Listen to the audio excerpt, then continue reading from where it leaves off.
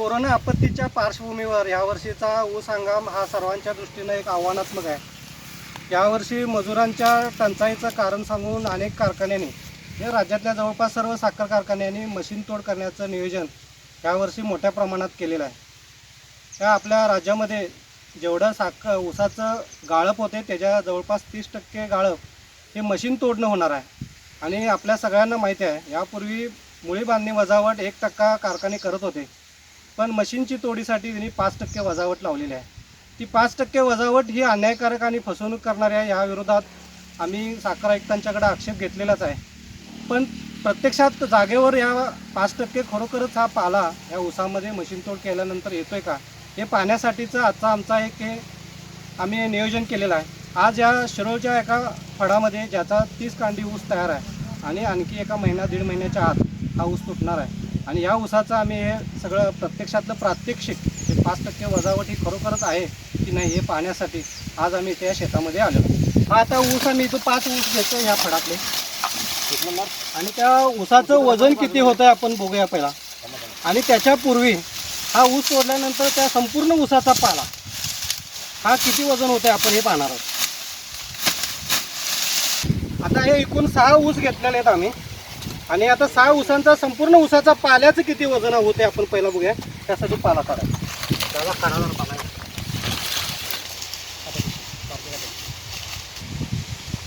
हा इथं ग्रॅम मोजणारा लहान काटा आहे आणि या काट्यावर आता 0 करूया आपण. हे आता 0 झालेलं आहे. ह्या संपूर्ण 6 वजन काट्याचं ऊसाचं हे वजन आहे. ठेवा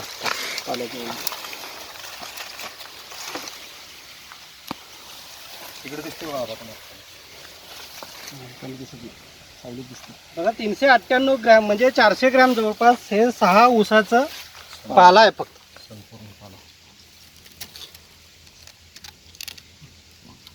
डिजिटल आकडे आहेत. हा डिजिटल आकडे असल्यामुळं ते मोबाईलवर पळतात. पण आम्ही इथं बघितलेलं आहे जवळपास 400 ग्रॅम हा 6 ऊसाचा सगळा अखंड पाला काढलेला आहे आपण. आज ह्या कारखानदारांचं जे सत्याचा प्रयोग आहे हा आमचा हा आता सध्याच खोटा पडला आहे.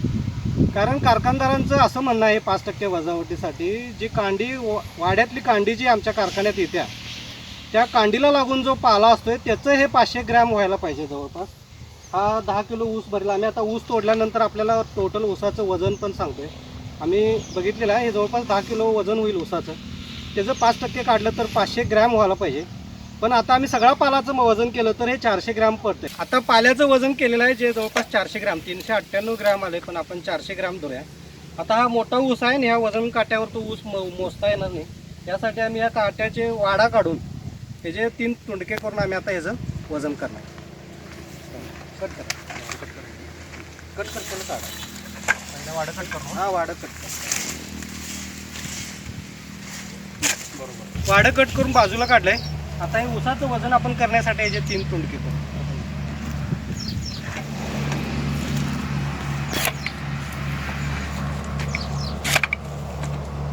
वजन आपण ह्यामध्ये काढूया. हे जे कंडके करून घेतले वजन करायचं सोयीचं व्हावं म्हणून ठेवा. आता इथं 0 केलेलं आहे. 10,600.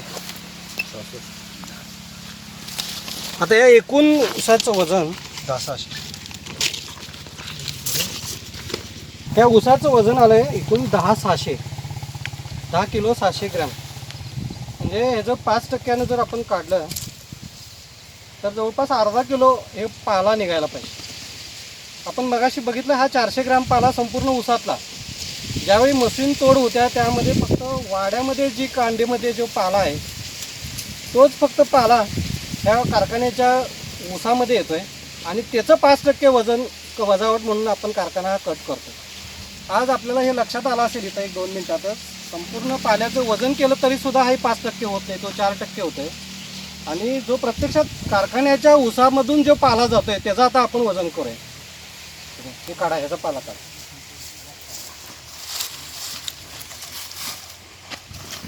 काय इथं ह्याच्यात ठेवा.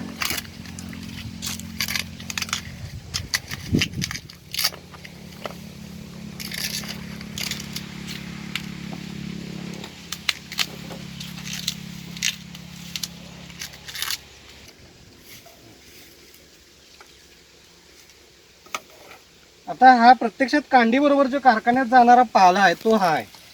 आता यामध्ये एक मुद्दा आपल्याला क्लिअर करायला पाहिजे. अजून आपल्या हंगामाला जवळपास 1 महिना आहे आणि अजून हा सुद्धा पाला, हे जे पाल्याची आता जी तुम्हाला हिरवी टरफलं दिसतात ही ती पूर्ण वाळलेली असतात. आज हा वल्ला असला म्हणून जरा जादा वजन येईल, पण ह्याच्यापेक्षा याचं वजन अजून महिन्याभराने हे घटणार आहे, लक्षात.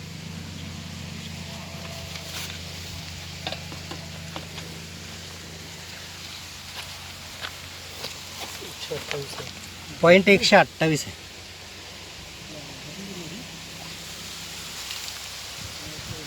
सव्वाशे ग्रॅम. आता हे खरं तर कारखानदारांची जी मकलाशी आहे आणि साखर संघाचं जे सगळ्या शेतकऱ्यांना लुटायचं जे षडयंत्र आहे ते आता आपल्या सगळ्यांच्या समोर येत आहे. त्या कांडीमधून जे प्रत्यक्षात कारखान्यामध्ये जो जाणारा कांडी आहे त्या कांडीला जो लागून पाला जातोय त्याचं 5% वजावट हे कारखानदार लावतात.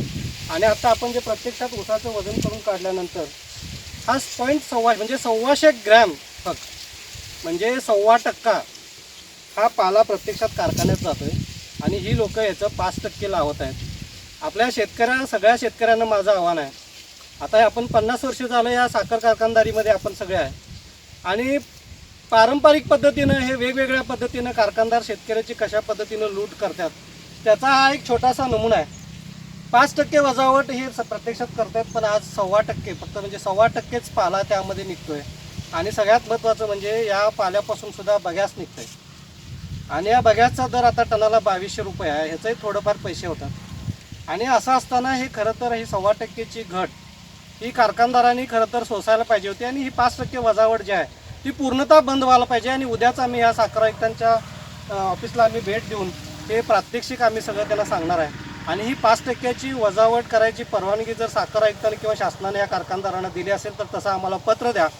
अन्यथा या हंगामापासून ही 5% वजावट आणि 1% मुळी बांधणी वजावट सुद्धा लावता कामा नये, अशा पद्धतीची आमची मागणी आहे. मी तुम्हाला आता हे शेतकऱ्यांचं जे होणारं नुकसान आहे हे लक्षात घ्या. 5% म्हणजे 100 टन ज्या शेतकऱ्याचा ऊस जातोय त्या शेतकऱ्याचं जवळपास 15,000 रुपये हे वजावटीमध्ये जाणार आहे. बरं, हे कारखानदारांच्याकडे 15,000 शेतकऱ्याचं नुकसान होत असलं तर हे 15,000 रुपये कारखान्याला मिळाले काय? तर अजिबात मिळत नाहीत. कारण मी आता 2 दिवस झालं या बाबतीतला सगळा सखोल सगळ्यांच्या बरोबर बोलून घेतला आहे आणि कारखान्याचे ऑडिट करणाऱ्या लोकांच्या बरोबर सुद्धा मी बोललो आहे. या कारखान्याच्या ऑडिट करणाऱ्या लोकांचं स्पष्ट म्हणणं आहे की आमचा हिशोब हा परचेसपासून सुरू होतो आहे, परचेस बुकापासून, आणि शेवटी हा सगळ्या नफा तोटापर्यंत जातो आहे. याचा अर्थ ज्यावेळी कारखाना आमचा ऊस घेतो आहे त्यामध्ये वजा करून आम्हाला बिल देते. याचा अर्थ आमची वजावट करून राहिल्यानंतर जे निव्वळ ऊसाचं वजन आहे त्याच्यावर कारखान्याचा हिशोब होतो आहे. आणि ही 5% ऊसाची जी वजावट आहे या मुळी बांधणीची हे कुठल्याही हिशोबामध्ये येत नाहीत, कारखान्याच्या ताळेबंदामध्ये दिसत नाहीत. मग हे पैसे होतात किती याचं एक तुम्हाला साधं उदाहरण सांगतो. एखादा कारखाना 10 लाख टन जर ऊस गाळप ह्या संपूर्ण हंगामामध्ये करत असेल तर त्याचं जर 30% आपण जर मशीन तोड जर धरली तर जवळपास 30%, 3 लाख टन ऊस हा मशीन तोडनं तो कारखाना तोडतोय. आणि याचं 5% काढलं तर हा 15,000 टन ह्या ऊसाचं वजन होते 5% वजावटीचं. 15,000 गुणिले जर तुम्ही एका टनापासून कारखान्याला जवळपास प्राथमिक उत्पन्न असू दे किंवा उपपदार्थापासून मिळणारं उत्पन्न असू दे हे 5,000 रुपये टन मिळतात एका टनापासून. आणि 15,000 गुणिले 5 केला तर हे 7.5 कोटी रुपये हे कारखान्याला ह्या 5% तोडणी बांधणी वजावटमधून मिळतात, हे लक्षात ठेवा. 7.5 कोटी रुपये 10 लाख टन क्रशिंग करणारा कारखाना. त्याचबरोबर आम्ही हे 3 लाखाचं 5% प्रमाणे काढलं आहे आणि बाकीचं जे उरलेलं 7 लाख टन आहे त्यालासुद्धा इने 1% बांधणी वजावट काढतात. त्याचं 7,000 टन होतं आहे. त्याचं पण आपण जर 5,000 रुपयानं काढलं तर ते 3.5 कोटी रुपये, म्हणजे जवळपास 11 कोटी रुपये जो कारखाना 10 लाख टन क्रशिंग करतोय त्या कारखान्याला हे 11 कोटी रुपये हे फक्त वजावटीमधनं मिळतात. आणि हे कुठेही कारखान्याच्या हिशोबामध्ये येत नाही, ते लक्षात ठेवा. या गेल्या 50 वर्षाच्या इतिहासात मला वाटतं ह्या मुद्द्याकडे सगळ्यांनीच का दुर्लक्ष केले मला कळत नाही. पण आता शेतकरी शहाणा झाल्या पद्धतीनं लूट करण्याचे जे प्रकार सुरू आहेत त्याच्यामध्ये कुठंतरी अंकुश लावायचा विचार या शेतकऱ्यांच्या मनात आहे. आणि तीच भावना आम्ही आज या व्हिडिओच्या माध्यमातून आपल्या सगळ्यांच्या समोर आणलेला आहे. माझी राज्यातल्या सगळ्या शेतकरी भावांना विनंती आहे की प्रत्येक कारखान्याला हे प्रात्यक्षिक नेऊन दाखवा आणि कुणाच्या सुपीक डोक्यातून हे 5%चं काढलं हे आम्हाला एकदा तुम्ही सुद्धा तांत्रिकदृष्ट्या आम्हाला हे पटवून द्या. याचं आव्हान तुम्ही सगळ्या शेतकऱ्यांनी कारखानदारांना द्यायला पाहिजे.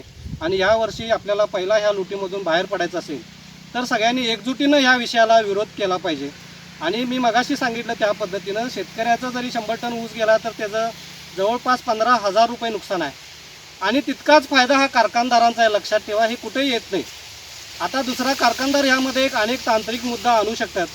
आणि तो असा आहे की आता जो ऊस आपला जो समजा एखाद्या 10 लाख टन ऊस असेल आणि तिची 1% आणि 5% जर आपण वजावट काढली तर जवळपास 22,000 टन हा वजावटीचा ऊस होतो आहे. हे 22,000 टन आम्ही ह्या संपूर्ण क्रशिंगमध्ये घालतोय, त्या पद्धतीनं आपण रिकव्हरी काढतोय, असं कारखानदारांचं एक लंगडं समर्थन या बाबतीत येऊ शकतं आहे. पण मी सगळ्या ह्याचं जे ऑडिट करणारे जे लोक आहेत त्यांच्याबरोबर बऱ्याच लोकांच्याबरोबर मी बोललो आहे आणि त्या सगळ्यांचं मत असं आहे की आमचं फक्त अकाउंटिंग हे परचेस रजिस्टरवर सुरू होतं आहे आणि त्यानंतरचाच हिशोब आमच्याकडे येतो आहे. ज्या कारखान्यानं 1% वजावट किंवा 5% वजावट करून जे ऊस बाजूला काढला आहे, वजावट करून जे बिल दिलं आहे त्याच्यावर आमचा हिशोब नसतो आहे, असं त्यांचं स्पष्ट मत आहे. मी तुम्हाला या बाबतीतलं एक साधं उदाहरण देतो. समजा एखाद्या दुकानात तुम्ही जर 100 रुपयाची वस्तू विकत घेतली आणि ती वस्तू जर 20% सूटनं त्या दुकानदारानं जर 80 रुपयाला आपल्याला दिली तर तो दुकानदार हा 100 रुपयावर आपलं बिल फाडत नाही, 80 रुपयाचं बिल फाडतोय आणि त्याच्यामध्ये तो टॅक्स ॲड करून आपल्याला त्याचे पैसे द्यायला लावतोय. याचा अर्थ वजावट केलेलं जे ऊस आहे तो कारखान्याच्या कुठल्याही हिशोबात येत नाही. आणि हे आपल्या सगळ्यांनी हे शेतकऱ्यांना लक्षात घेतलं पाहिजे की हे सगळं संचालक, चेअरमन आणि मॅनेजिंग म्हणजे कार्यकारी संचालक यांच्या खिशामध्ये हे प्रत्येक कारखान्याचे, जर तुमचं 5 लाख टन क्रशिंग असेल तर 5 कोटी रुपये, 10 लाख टन क्रशिंग असेल तर 10 कोटी रुपये, हे थेट त्या शेतकऱ्यांचे पैसे ह्या कारखानदारांच्या खिशात जातात. हे सगळ्या शेतकऱ्यांनी लक्षात घ्या.